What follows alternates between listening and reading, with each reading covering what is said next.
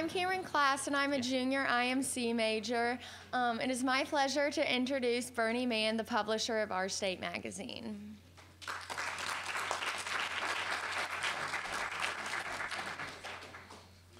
Thank you, Cameron. As I was putting my notes together for today, I started to realize that I've spent a lifetime in buying businesses nobody else wanted. In the first part of my life, I would buy radio stations that weren't doing well. And I would build them up and then sell it and do it again somewhere. And over the course of my life, I had 12 radio stations, some of them in Little Rock, Arkansas, and North Carolina, Virginia. And then the FCC, in their infinite wisdom, decided to change the rules and make it so that unless there was a limit to the number of radio stations any one owner could have, and that rule went away. And so now public companies own radio stations, and it's not really an entrepreneurial business. So I looked for something else to do, and in 1996, I was offered a chance to buy a part ownership in a magazine. The owner was willing to sell it to the publisher. The publisher was trying to find enough people to give him the money so he could buy it. And I know enough about myself to know that being a silent partner is not a good deal for me. So I passed on it. And for a year, this guy went around trying to find enough people to invest to buy the magazine. And he couldn't find it. So then the owner called me. By then I had met him, and he said, hey, you want to buy this thing yourself? And I didn't know anything about the magazine business, and I still don't know a whole lot. But the magazine was, yes? Okay.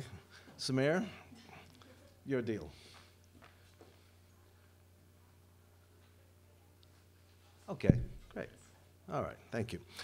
So the magazine was started in 1933. It was black and white. It was called The State. There's a newspaper in Columbia, South Carolina called The State. And it had virtually no advertising.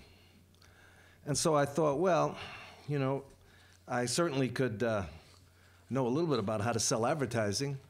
And this was a chance maybe to do something, because it looked like one of the crummy radio stations that I had been buying.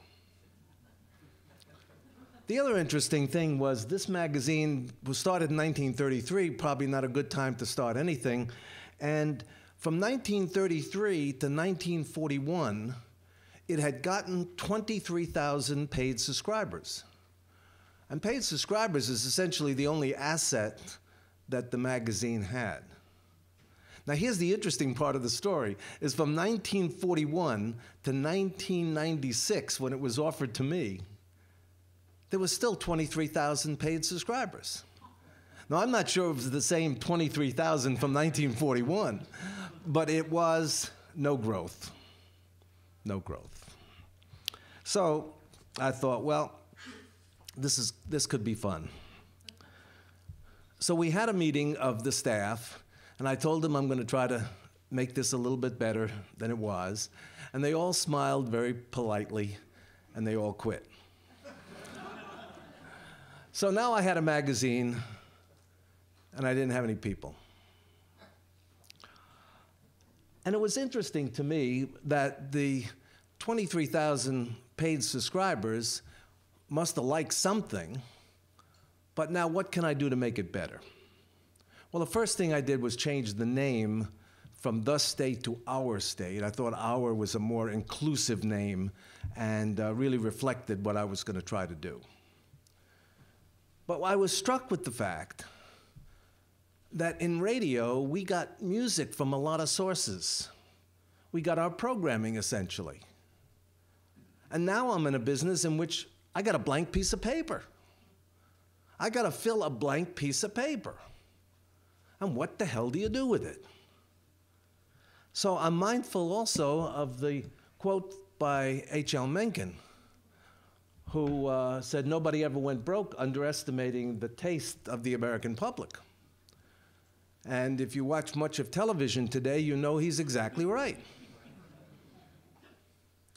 And there is that feeling that if you low your base, you're going to get readers, you're going to get listeners, you're going to get people. And then I'm also aware of Disney, who does things the right way, who makes an environment that's positive, who makes a place where people can enjoy what they do and feel comfortable about it. So my choice was pretty clear to me, to create an environment that is totally and completely positive. Each month we produce a magazine that never has a negative word in it, ever. We review books. If there's a book that we don't like, we don't run the review. We talk about restaurants, but we never review them. We had a story not too long ago about a river near Durham, North Carolina. You know, the Eno River, Reed. And the Eno River, there was, in our newspaper, a local newspaper in Greensboro, they had a story about this same Eno River, and they had pictures of the dirt and the filth along the shoreline. Our story about that same river at the same time was about the river keepers who are trying to restore the pristine nature of the Eno River. Same river, just different take on the story. In 4th and 8th grades, North Carolina history is taught. And we are now almost a textbook in 4th and 8th grades. And I know that because hundreds of school libraries send me checks for subscriptions, so that they must be doing something with it. I don't have anybody who screens my calls. If you want to call a publisher, I think you should be able to get right through. So about 2:30 one day, about a year ago, I get this phone call, and the man says, my name is Mark Bassanite. Well, I never met him, but I knew who he was. He was the president pro tem of the North Carolina Senate. And he says to me, I had a terrible morning, full of frustration, full of difficulty. And he says, I came back to my office to grab a sandwich, and your magazine had come in the mail. He says, so I locked the door, put my feet up on the desk, and for the last 2.5 hours, I've been reading your magazine. He says, and I now feel more energized, more enthused, more excited to go out and do my job, and I want to thank you. Wow. I was so flattered to get that phone call. And I hope that's the kind of experience that so many people have with our magazine. This is our October issue. Our October issue is devoted to the mountains of North Carolina, and that's a cover shot, and we go 22 pages uninterrupted of just showing the beauty of North Carolina, every issue.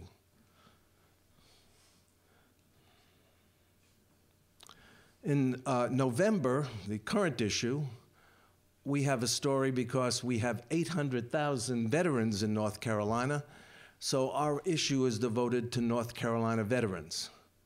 Again, page after page, highlighting the contributions of veterans, the lifestyle of veterans, the things that North Carolinians enjoy and feel a kinship to. In our December issue, which is currently being printed, we decided to ask 25 clergymen if they would create a prayer for North Carolina. We had a response from 18. We didn't expect that many. We had 18 who sent us back an original prayer that they had created about what's important to them about living in North Carolina. We then went ahead and went to each one of their churches and selected where they want to be photographed and devoted 42 pages to this feature this month.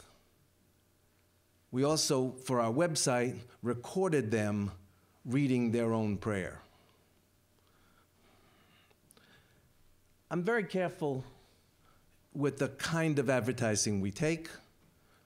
We don't take any lottery advertising. We don't take any hard liquor advertising. And the hardest of all, the most painful, is I don't take any political advertising. Political advertising is awful. It looks terrible, but they pay cash. And I can use the cash. But I think you have to stand for something. I think you have to say, this is what we're about.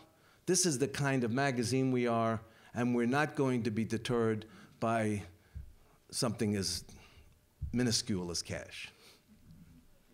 But I have since learned that I'm not supposed to say this. But every month I say to my editor, how many pages do you need in order to make this magazine great? I'm not supposed to say that. Now I learned I'm supposed to say, here's how many advertising pages we sold. This is how many pages you have for editorial. But I don't think that's right. Every great company produces a great product all the time. I mean, to me, it's kind of like, you know, we produce a 180 to 260 page magazine every single month. To me, it's like Starbucks saying we had a bad month, so we don't have any Wi-Fi. Or how would you like to check into a Four Seasons hotel and they said last week wasn't so good, so please make your own bed. Or Tide says, we have a sticky note on the box. We had a bad month, so we didn't put as much detergent in the box, but next month, if things get better, we certainly will. Isn't that ridiculous? But that's what people seem to do in the magazine business. I don't understand it. I think you've got to produce a quality product every single month. And every great company does. And then when you have what you think is something really good, then I think you have to market it. It's kind of like a restaurant. If the food is good, you want to tell people about it. And if the food is lousy, doesn't matter how much marketing you're going to do, the food is still lousy. So each month, we go out, and I feel a fiduciary responsibility that I'm going to produce a product that every month I'm proud of. We promote in a lot of different ways, and we promote to get new subscribers. But I also think it's important to promote to our current subscribers, to make sure that they realize that we still care.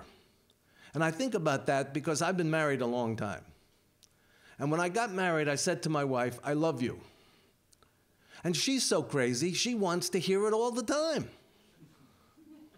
And I think subscribers do. Subscribers want to have it reinforced that they made the right decision, not just once a year when I send them a bill for the $30. I want them to see me, see my magazine, and constantly know that, yeah, that was a good decision they made. So we are constantly looking for ways that we can be significant. And it's interesting, too, because we created this slogan.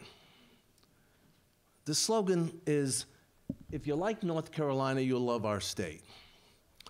And it took us, I think, close to 7 years before we, you talk about, Samir, you were saying about new magazines and value and all of that. It takes so long.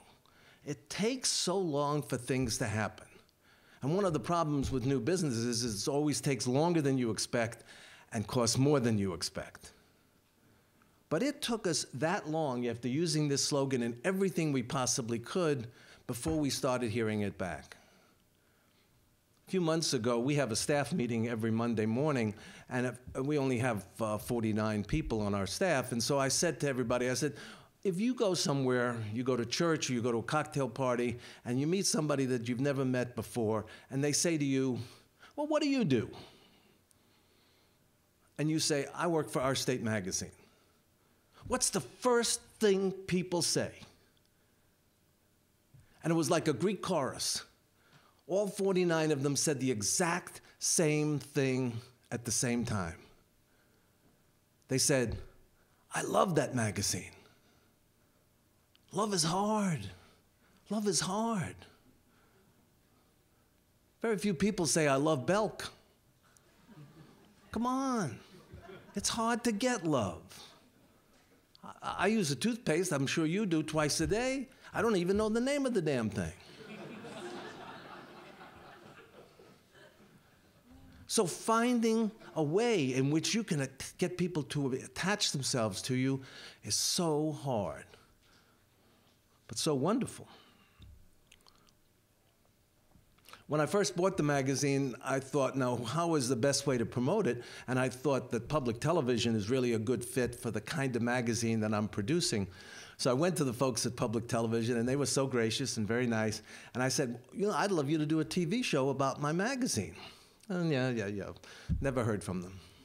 10 years later, they call me and they say, we have an idea, we want to come see you. So, the state people, they always come in 3 and 4 group. And so 3 or 4 of them come over and they say to me, we have this idea. The hardest thing about a new TV show is the material. And you have years and years and years of material. We'd like to do a TV show about your magazine. I said, what a great idea. They said, yeah, we want to do this, and this was about 7, 8 years ago. We want to do this and really make it a great production. We want to use high-definition cameras. We want to use a helicopter. We want to make it original music. We want to redo it until we get it just perfect. And we need $250,000. I said, I hope you get it. And we helped them to get it. A bank, a regional bank called BB&T, signed up for it. And we've now won 10 Emmy Awards for this show. It's on every Thursday night at 8 o'clock. And they call it Evergreen, so they run it a lot during the week. But every Thursday night at 8 o'clock on 16 stations, because the TV network in North Carolina is a statewide network. Cameron knows from North Carolina, is a statewide network, so we have our show on all over the state, 8 o'clock Thursday night. And it really is a great way to, and we have editorial control, so the stories come right out of the magazine. And they do a great job of adding to it. The other interesting thing was that when I was in radio, we used to have things called remote broadcasts, where you put a girl in a bikini in front of a used car lot and she's handing out ice cream and you're doing any kind of stupid stuff just to get people to come out. So now I'm in the magazine business and it's flat and it's two-dimensional. So I go to the Grove Park Hotel, which is a beautiful hotel in Asheville, has about 510 rooms. And I said to the general manager, very forthright guy by the name of Craig Madison, I said, Craig, I have this idea. I want to make my magazine come alive. I want to have a weekend in which we have North Carolina music and North Carolina food and North Carolina writers, and just make it a time that we rejoice about North Carolina. And he looks at me for a long, long time, and then finally he says, that is the dumbest idea I have ever heard. He said, it is so dumb that the only time I'd even let you near my hotel is the first week in January. That's the worst weekend of the year. We have nobody here. You can't screw anything up. Go ahead. So it's 16 years now. We fill out every room, and there's a waiting list. Right now, here, the 6th of November, we're just about sold out. And part of it is because as people leave, they make their reservations for the next year. But here's the best part of that story, is the fact that he now goes to hotel conventions and tells other hotels how to fill their rooms in January. Isn't that funny? I think in addition to the things that you do, you have to be very careful in the kind of advertising you take. And maybe because I know a little bit about how to sell advertising, I know that this is crucial. We had a spa who gave us an ad, and I called him and I said, hey, I think there's too much cleavage in your ad. And he said, oh, thank you very much. I'll get you another one. Then we had a beer company,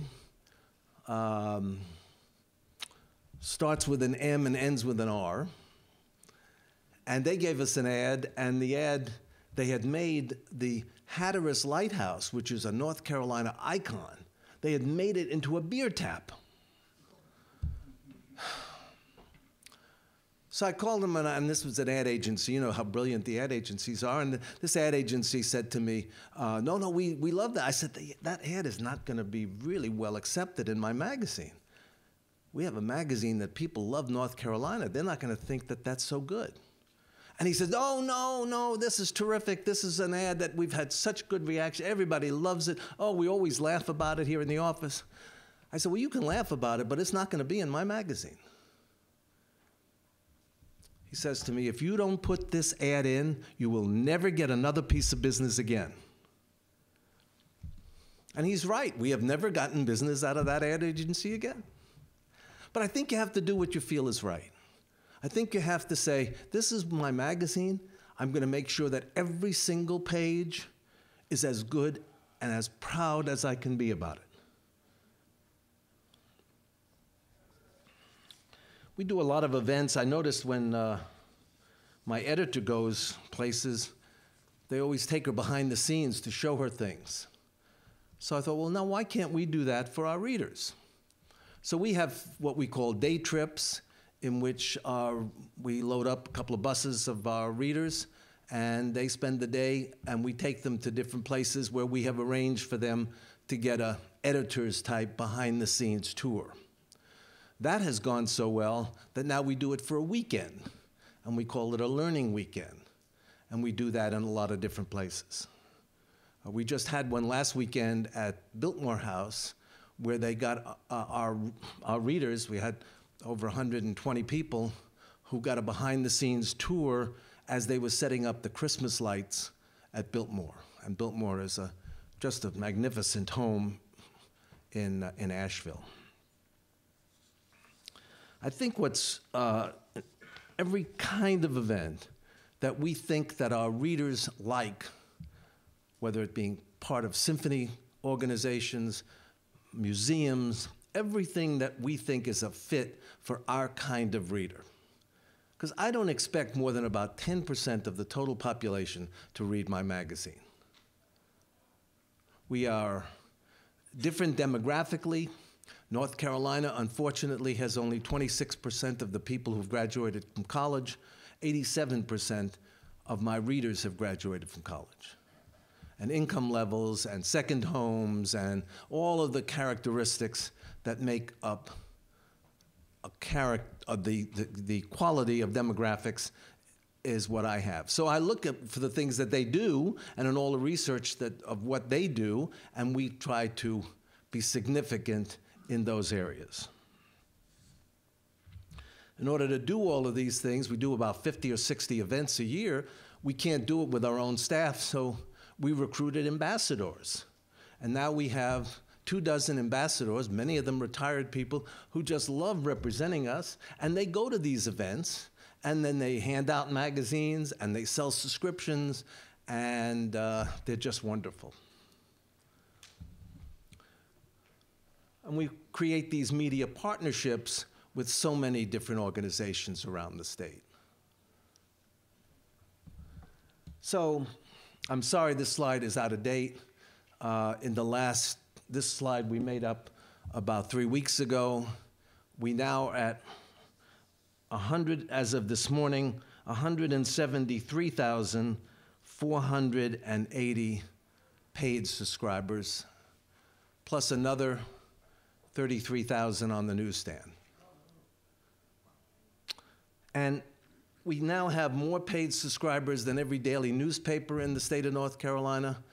We have paid subscribers in every state of the Union and 37 foreign countries.